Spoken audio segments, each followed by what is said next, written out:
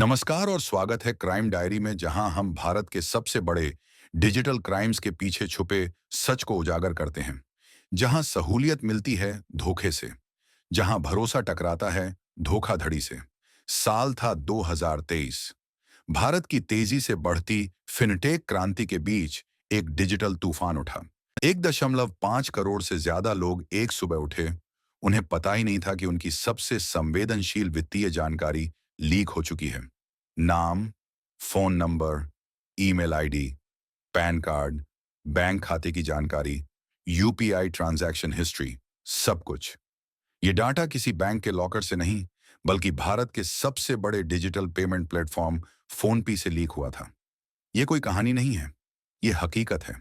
जब सहूलियत से मुलाकात हुई असुरक्षा से, और फिर लोगों के मन में उठे सवाल, क्या मेरा पैसा सुरक्षित है? सब कुछ शुरू हुआ एक पोस्ट से डार्क वेब पर। हजारों स्कैम पोस्ट्स के बीच एक लाइन, फोन पे user data for sale, 1 crore 50 lakh records, full KYC, real time dump. शुरुआत में लगा जैसे कोई और फर्जी दावा हो, लेकिन फिर साइबर सिक्योरिटी एक्सपर्ट्स ने नोटिस किया डाटा में जो डिटेल्स थीं वे इतनी सटीक थीं कि उन्हें नजरअंदाज करना नामुमकिन था। CERT इन यानी भारत की साइबर इमरजेंसी टीम को अलर्ट भेजे गए। क्या ये भारत के फिनटेक इतिहास का सबसे बड़ा डेटा ब्रीच था?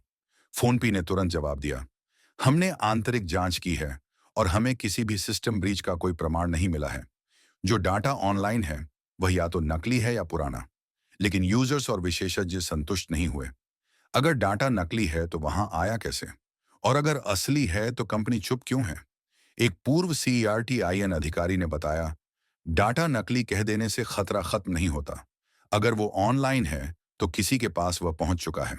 अब बात करते हैं कि यह ब्रीच कैसे हो सकता है।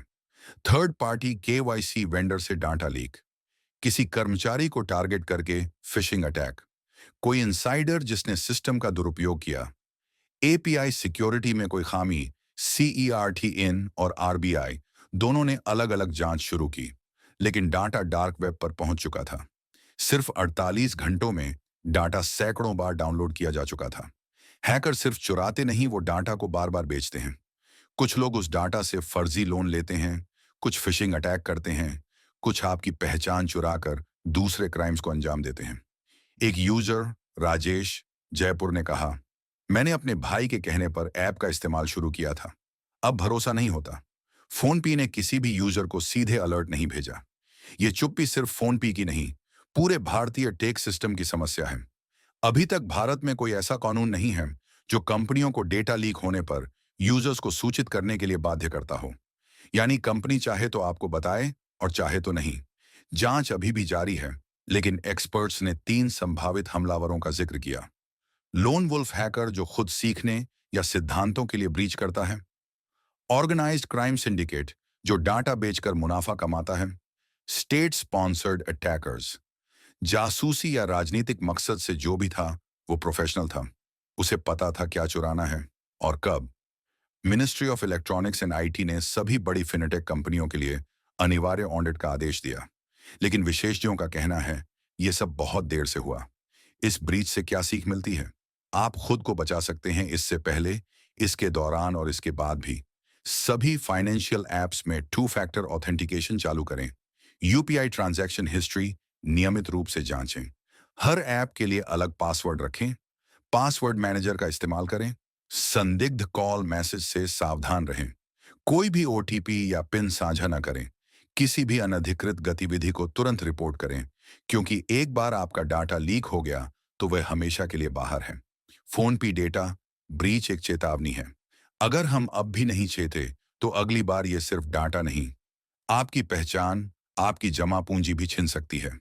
अगर आपने ये वीडियो अब तक देखा तो आप जैसे लोग ही क्राइम डायरी की ताकत हैं।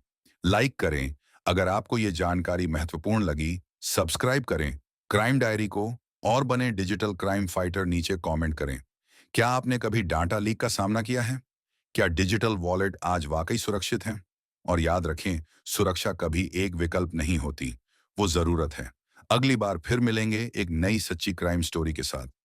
क्राइम डायरी, जहां हम सिर्फ खबर नहीं बताते, हम सच को याद रखते हैं। बेल आइकॉन जरूर दबाएं ताकि अगली कहानी आपसे छूट न जाए। धन्यवाद। सतर्क रहें, सुरक्षित रहें।